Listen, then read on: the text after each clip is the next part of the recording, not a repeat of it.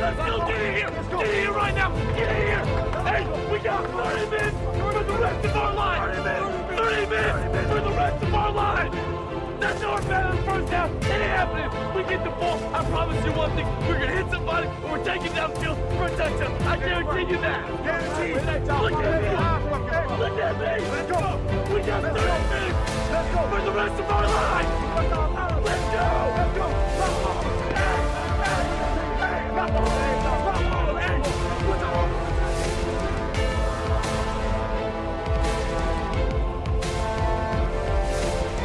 Welcome, everybody, to another episode of DC Sports Daily Podcast here. This is your host, Corey Thesson, alongside Jack Maestri. I'm finally back from the beach, and I'm going to hand it off to Jack here in a second, but I know we're going to go over the Cubs series a little bit, and I was kind of out of the loop for that since I was having a good time.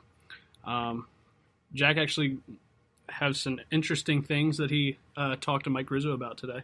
So he'll cover that as well, and we'll get in and talk about the Redskins a little bit today too. So here's Jack. Hey guys, it's Jack. So I've been home all weekend, not doing anything, while Corey's gone and had a fun time at the beach.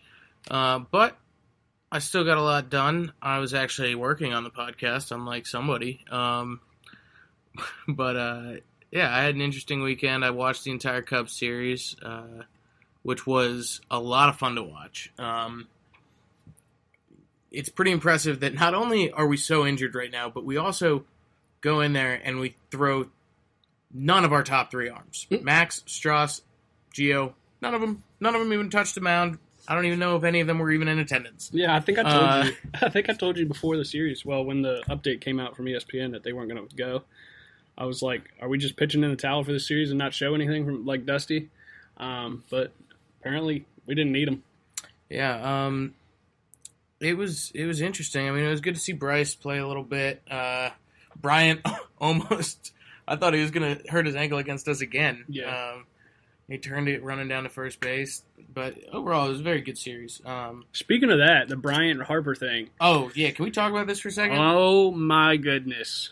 I saw that when I was at the Outer Banks, and it did terrible things to me. It made me so mad. I think I quoted or sent it actually to the podcast Twitter. I think you did. Why are the females allowed to do that? Like, Bryce wants to not talk about it, or he does. I don't know. I don't think he's going to go to the Cubs in the end. I would take away my wife's phone if she did that. Seriously. That's so, like, unprofessional. We're in a professional business in baseball, and they're two of the top players in all of baseball. Why are you posting on Instagram? Just go to the zoo together or something. Why are you go shopping? Like, this might be controversial. I don't know. I'm sorry, but they shouldn't be able to dictate where their husbands or boyfriends, whatever they are at this point, I think they both got married, go in free agency. That just... Yep. It is pretty annoying, isn't it? But who cares? Because Bryce is on our team this year and next year. So, and we're going to win a World Series, according to Mike Rizzo. So, in other news, today, I'm assuming most of you who are listening don't follow us on Twitter, since we've had 12 followers since the day that we made our Twitter. Home furnishing. Yeah.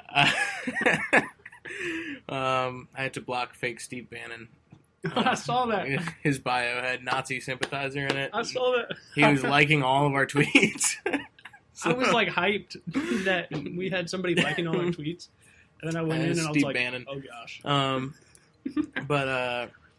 So I tweeted out a couple pictures today from this event at Nats Park. It was the trade deadline luncheon hosted by Mike Rizzo, and Charlie Slows and Dave Jagler were in attendance interviewing him. Then they opened it up for a little fan Q&A. Well, so everybody there was connected to a sponsor in some way, shape, or form. Right. I was connected to Norfolk Southern. For you Nats fans out there, you probably know what the Norfolk Southern club level is. My dad works for Norfolk Southern. Not gonna it's kind of a big deal. No, it's kind of a big deal. Stop. He just works there. And I'm talking about you. Yeah. Oh yeah, I'm a big deal. I am a big deal. But I got a minute to chat with Mike. He's really ticked off. He's ticked off at reports that the deals that he made weren't didn't signify that the Nats were going for it. Right. And he's like, we're here to win. Like, we are going to, he said, I don't care about winning a postseason series. We're here to win it all. Only one team out of 30 can be happy at the end of the year, but there's no reason why it shouldn't be us. So that got me fired up. I was pretty pumped up there. Yeah, when you texted me after that event, I was like, all right, I'm game. Here we go. Go down the stretch here.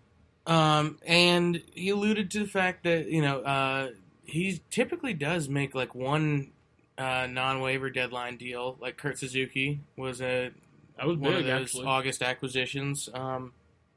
So he said he's the door is open to making a deal. He said he's always listening, always talking, always busy. His phone rang like 10 times a day. So that would have been awesome if he made a deal on.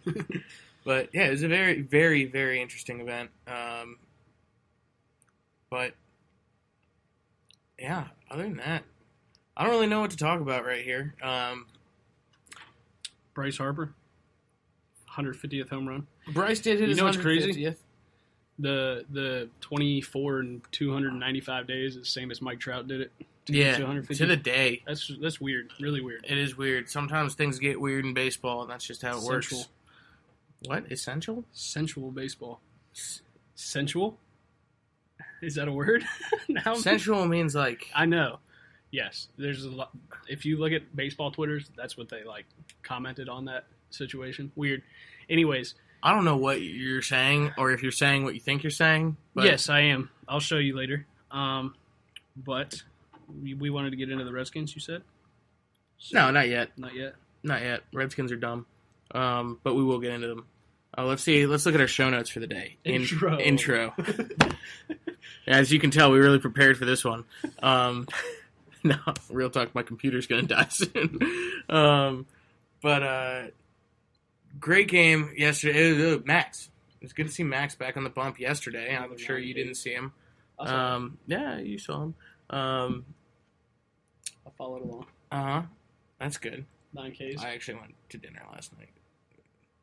And gave one up to Stanton in the 7th? Yeah, but everybody's going to give one up to Stanton in the 7th in their career at some point. That guy's a stud. But then, bang, Kinsler in the 8th. He had already warmed up, so he was hot. Decided just to go with him in the 8th because Max toughed it out in the 7th. And then, boom, Doolittle in the 9th. The match. Oh, I can't tell you how upset I was because I knew that we were going to lose last night. You know why? Because there's a runner on base. It's a one-run game. Our new closer's in, Sean Doolittle. That's not what's worrying me. Tyler Moore is up. Oh, boy. He's the pinch hitter to end the game. Oh, my gosh. It would be. I knew Timo, and Timo's a red dead fastball, old country hardball type of big old country strong boy. Hit that ball far when they pitch it in straight, but I can't touch it when it moves. And Doolittle throws the ball straight as an arrow. Right. He did throw him 2 splitters and struck him out on a splitter. I didn't know he threw a splitter. Didn't know he threw anything other than a fastball. Yeah, well, I just run a slider on occasion. But I think it's crazy a week after the deadline. And now all of a sudden we think our bullpen's fixed. It is fixed. 7, 8, 9. We don't think it's fixed. It is. It is fixed. So that's just awesome. Really. Truthfully. Baseball's awesome. I love baseball. You want to talk more about baseball? Baseball. Remember when we were baseball? Remember when we refused to talk about it there for a minute? For a day. I did. Off day. Yeah, it was boring. But no, we're ready for the postseason. Get me to October now, please. We're second in immediately today. Oh, well, that's good. Who's number 1? Who do you think? Oh, the Astros. The Dodgers. They're unreal. But you know what? When you get to the postseason, they're peaking too. When you get to the postseason, guess what your record is? 0-0. 0-0. 0-0. 0-0. And on that note, we're going to change to Redskins talk. Training camp's going real well. I think. Doxson had a scary injury. They released their he's the fine. hamstring. Yeah, light, low, still whatever hamstring. With him being out all year last year, you don't want to see anything like that because that's another possible lingering injury. Yeah, I mean that's if like Jameson Crowder had like tweaked his hamstring, you'd be like, oh, whatever, he'll be out there week 1. Which he did a week now. Ago. All right, well, can you not interrupt me? But Doxson, if he Doxson stubbed his pinky toe on the way out of practice, right. like, oh, he's done for the year. Yeah. It's over. Uh-huh. I'm convinced that he's not a real person. I don't even think he plays. I think except for the fades. That's all he's good for. Is it? Don't you remember Danny Rouillet's rant last year about how all they do is throw him fades in the end zone? And then he only played 2 games. How could that be all that they did? That's all they did when he played. And then come this training camp, all the videos of his highlights are on fades. And please get away from fades. Actually, you know what's going to show out big in this preseason and beyond is Brian Quick. Brian Quick's going to be a big addition. So we're going to roll a clip here in a second where we talk about the receiving core. Yeah. We're calling this segment Office Talk, by the way. I like that. Yeah, that's pretty good, right? I came up with it myself. That's good. How long did it take you to come up with that? It's like in the office and talking? Yeah, I was sitting in the office and talking, and I was like, yeah, let's call this Office Talk. Might be its own podcast one day. Who knows?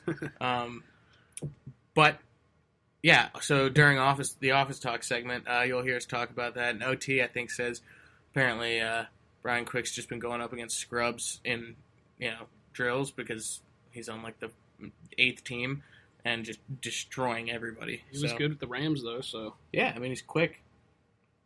Ba-doom. Do we have that? I don't know which effect that is, but that's what I get for my joke. Okay. You know who I think Brian Quick is? Brandon Pierre James Garçon 2.0. Light. Light? Light. Light. Light. Like Lite. Miller. Oh. Like when you get the apps, the free version of the app. Yeah. So like Facebook Lite.